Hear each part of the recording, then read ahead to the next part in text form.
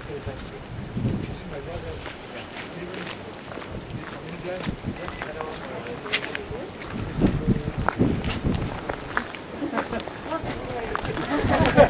Well, good morning.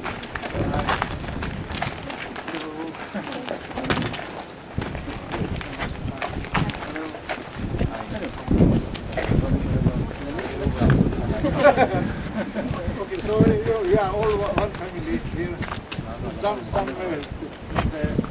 We are two sons of the person who commemorated here in this flag, and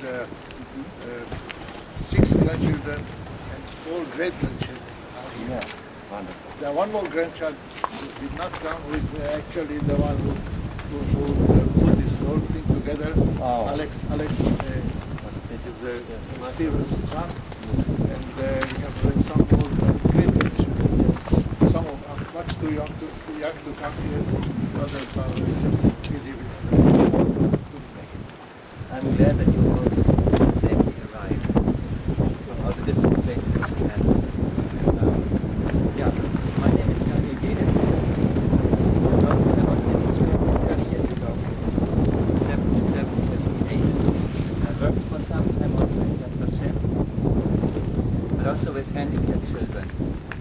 The German name of that organization is Aktion Sinnezeichen Friedensdienste. And in English, Action Reconciliation Service for Peace. The interesting thing is, in English it's reconciliation, and the German term is atonement. Which originally means if you want to reconcile, you need to confess that there is a guilt. And it is not sure and granted that the other person is able to accept. So, the German title is more sensitive. Okay. Well, this is a long time ago, but still I was in contact within the years and returned several times to Israel, so a little bit I know, at least some of you. Where are the others living in England? London. London. London. The one, my son who couldn't come, lives in London. The one in the brown coat also lives near London. Near London. Do I speak loud enough for everyone? Yes. Yes. If not, please give me a sign. And if you need to give a translation, Very good. I thought that it might be helpful to go first in the main gate to a room where we can see a model, how this place looked like in 44. So if you would have a model of 37, it would be simply forest.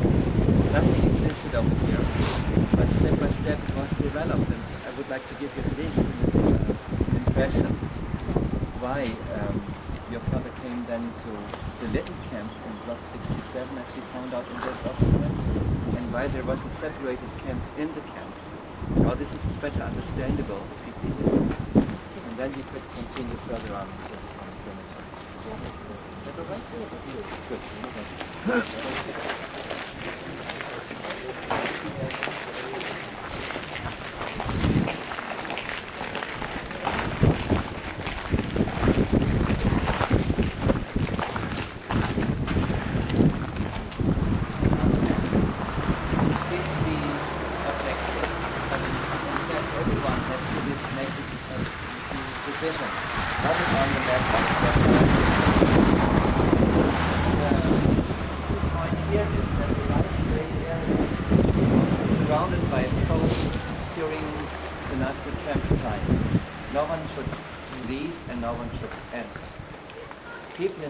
Knew about the camp. They would not knew exactly the shifts of the SS gardening, for example, but they knew exactly that it was very dangerous to come up into the camp because many would not return. This was known, and as a threat to those who would not fit into the Volksgemeinschaft, it was clear that these camps were set up and everybody knew about it. So people say, we did not know. It probably shall say, do not make me responsible for the crimes. And many people are afraid if they start to confess and tell what they heard about the camp, what they noticed, that then they are accused. And to avoid that, they would prefer to say, we did not know. So there's a whole book on the relationships between the city and the camp in terms of administration and, well, of bringing bread up here and beer from the brewery and so on. For the SS-men, of course, not for the prisons. And so if you look into the details, it's obvious that there are many, many linkages. And in fact, it was even part of the city from the organization. So that is the light gray area. And then there are three parts. The main part for us is the former campsite down the hill, the main gate. The penetrating is marked red because these buildings are city systems. The watchtowers are still there, but the barracks themselves were taken away on purpose in the 50s. Well, to install a memorial mainly focused on the resistance of the communist prisoners in the camp and on Ernst Thälmann, the head of the Communist Party, and the brutality of the SS, therefore the main gate of the camps. And everything else was not needed in that time.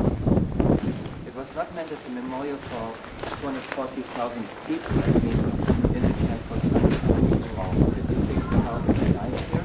It was mainly focused on giving hope and a legacy for the next generation. They shall continue the fight against imperialism, fascism, of course. East-West confrontation is that a very important point. And for that purpose, the barracks were not needed. And against the protest of many survivors who were taken away. So not burned down after the war, but taken away as the memorial was set up, including the huge bell tower which you passed by already. It's on the side of it.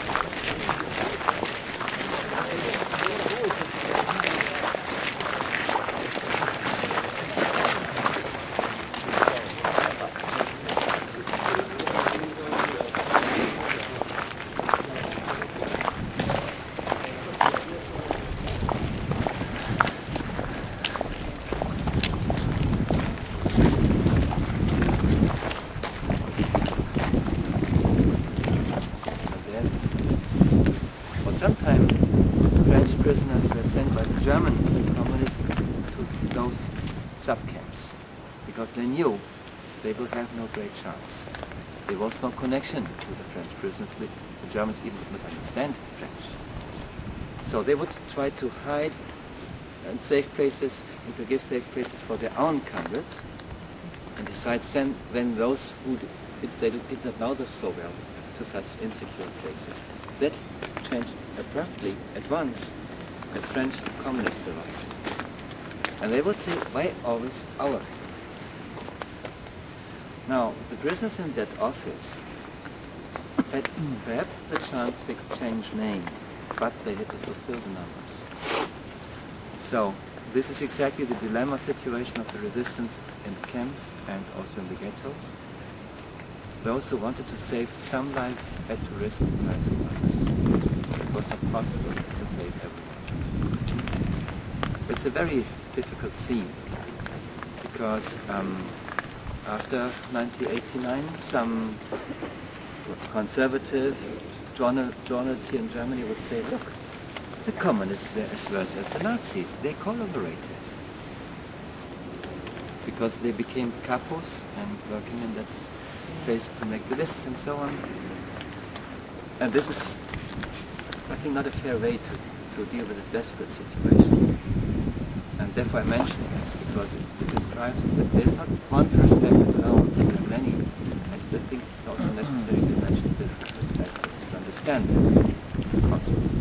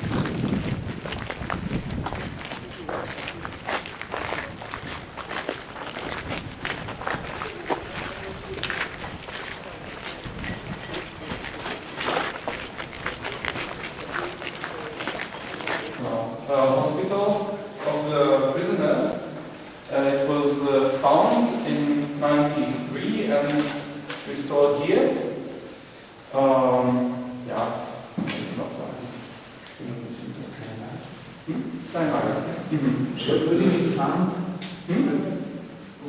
Well, the background for that is that, as I said, the barracks were taken away, but not destroyed, and used as housing to house refugees or to use it on the factory ground.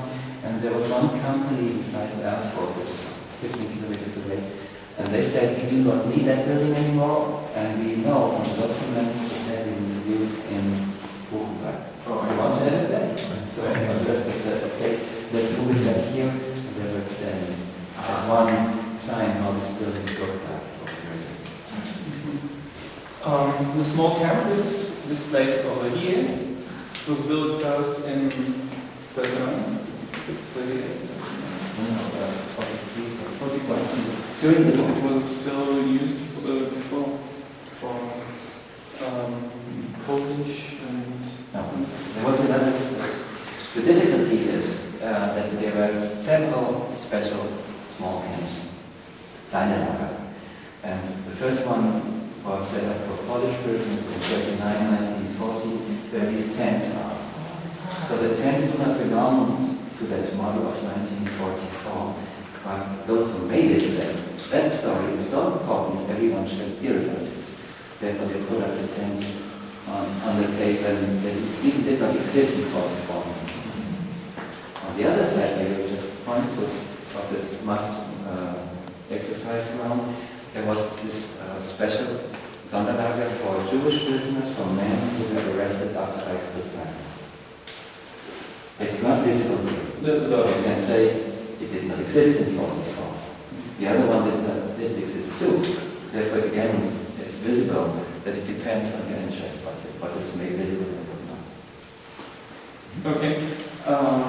And this place is the small lager, small camp, kleines Lager, as we call it. There actually Paul was somewhere here in the tents. There were two tents over here. He was in 67, as we can see in our documents in the archive. This was constructed in 43.